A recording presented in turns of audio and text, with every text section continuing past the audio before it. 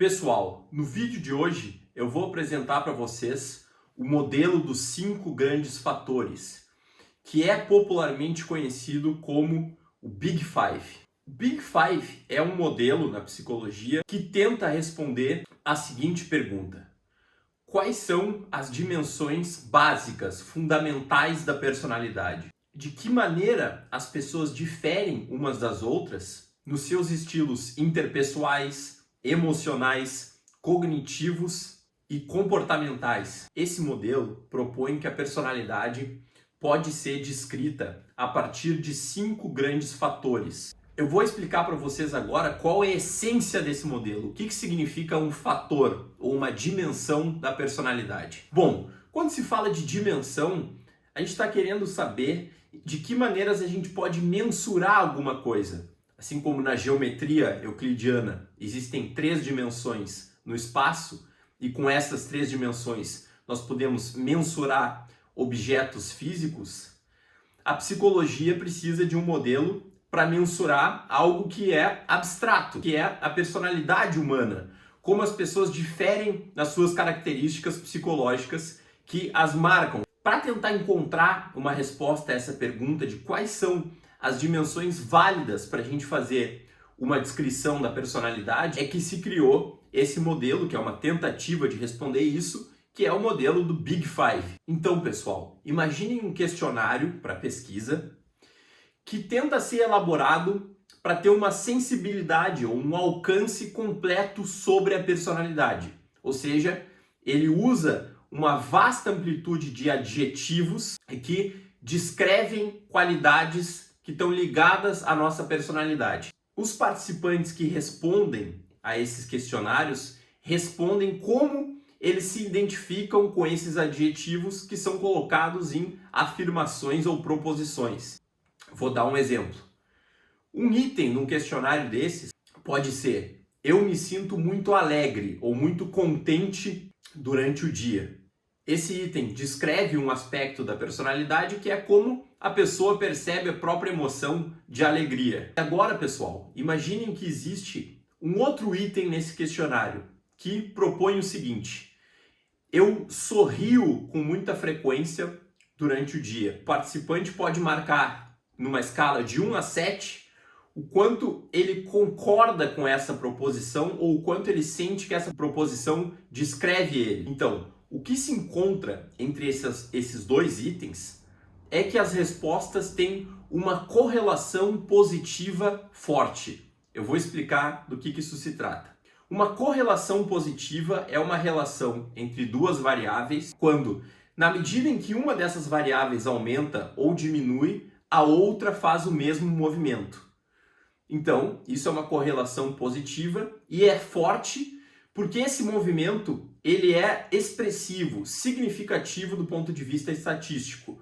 Então, quando uma sobe, a outra tende a subir de uma forma expressiva do ponto de vista estatístico. Então, vamos voltar para esse exemplo da pessoa que diz se sentir alegre, ter mais chance de responder que também sorri com mais frequência durante o dia. Bom, isso é óbvio. Um item trata da percepção subjetiva de uma emoção e outro item trata da expressão dessa mesma emoção. Então é esperado que haja uma relação de correlação positiva forte entre esses 2 itens. Agora, o que esse modelo nos indica é relações entre características psicológicas que estão conectadas, mas essa conexão pode não ser tão óbvia quanto essa entre a alegria e o sorriso. Eu vou dar um exemplo. Imaginem agora um outro par de itens nesse questionário. Um item diz o seguinte: quando eu vou apresentar trabalhos em público, eu me sinto nervoso. E aí a pessoa pode responder de 1 a 7 o quanto isso descreve a ela. E um outro item é: eu sinto muita raiva no meu dia a dia. A pessoa também pode responder de 1 a 7 para esse item. O que se encontra é que também existe uma correlação positiva forte nas respostas desse par de itens. Ora, a raiva e a vergonha não são tão obviamente conectadas, porém as respostas que foram estudadas para esses questionários mostraram que elas estão de fato conectadas. Uma pessoa que sente mais vergonha também tende a sentir mais raiva. E também, pessoal, mais tristeza, mais vontade de se retrair socialmente. Então, o que se encontrou é que, na verdade, todas as emoções positivas, elas têm entre elas uma correlação positiva forte. Elas formam um grupo de variáveis, ou seja, um grupo de características psicológicas que compartilham uma correlação positiva forte. Ou seja, todos eles tendem a se movimentar junto dentro das pessoas. As pessoas que sentem mais vergonha e mais tristeza também tendem a sentir mais raiva. Claro, pessoal, que é possível que alguém que sinta muita vergonha ou muita tristeza tenha uma experiência de raiva abaixo da média. Isso é uma tendência, é um achado estatístico. É o que tende a acontecer dentro de uma população estudada. Então, esse grupo de características que eu acabei de mencionar é um dos 5 grandes fatores, que é a sensibilidade à emoção negativa e a instabilidade emocional, cujo nome é neuroticismo. Então, pessoal, o neuroticismo é um dos 5 grandes fatores da personalidade. Eu vou explicar agora brevemente quais são os outros 4, já que agora eu já expliquei o conceito de que é um fator, eu vou explicar o conteúdo dos outros 4 fatores. O próximo fator se chama agradabilidade. Esse fator agradabilidade, ele é um fator que eu penso como sendo essencialmente social. Pessoas que têm um alto score de agradabilidade têm uma preferência por relações de cooperação, de amor, de altruísmo e tendem a sentir desconforto com situações de conflito, de hostilidade. Ao contrário das pessoas que têm um score baixo na dimensão agradabilidade, que preferem relações onde elas possam rivalizar, onde elas possam competir e tendem a desconfiar mais das outras pessoas, ter uma postura mais hostil com as outras pessoas. Claro que a grande maioria das pessoas está numa média entre esses dois polos, ou seja, em alguns momentos tem características de alta agradabilidade ou em outros características de baixa agradabilidade. Mas existem também pessoas que estão nos extremos dessa distribuição. O próximo fator, pessoal, é a extroversão. Bom, a extroversão talvez seja o fator mais intuitivo e conhecido dos 5 grandes fatores, e ele diz respeito às diferenças que as pessoas têm, na medida em que algumas buscam mais satisfação em atividades que envolvam outras pessoas, buscam por mais estímulos e são mais entusiasmadas, mais energéticas. Esse conjunto de pessoas são os extrovertidos, ou os que marcam um alto score no traço extroversão.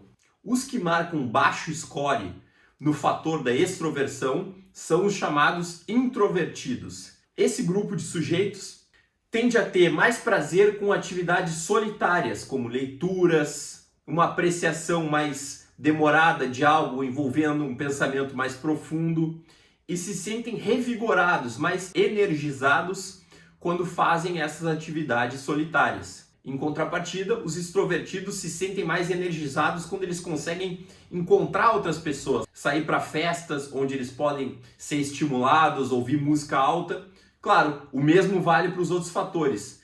A maioria das pessoas está no meio dessa distribuição, mas tem pessoas que são marcadamente extrovertidas ou introvertidas. O próximo fator, pessoal, é a conscienciosidade. Esse fator diz respeito à maneira com que as pessoas se diferenciam, na medida em que algumas pessoas são mais orientadas para objetivos bem demarcados, com planos, com cronogramas, com regramentos, e outras tendem a conduzir as atividades de uma forma um pouco mais desregrada e não tem tanto um senso de dever internalizado.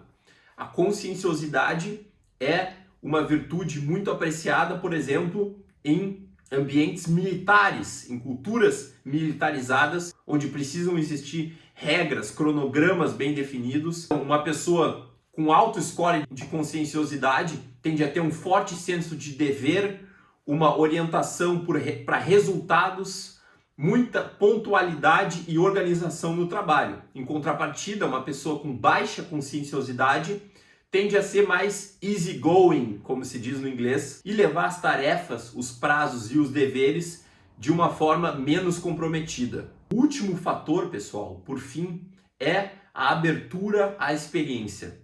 Esse fator diz respeito às diferenças que as pessoas têm, na medida em que algumas pessoas têm uma amplitude de interesses maior do que outras pessoas. Além dessa amplitude de interesses, elas também tendem a ter uma orientação para um pensamento mais abstrato e menos concreto, gostar mais de fantasia, de literatura e ter uma sensibilidade estética maior. Então, essas pessoas se interessam mais por cinema, até por culinária, gostam de ter uma abertura, uma amplitude maior de experiências.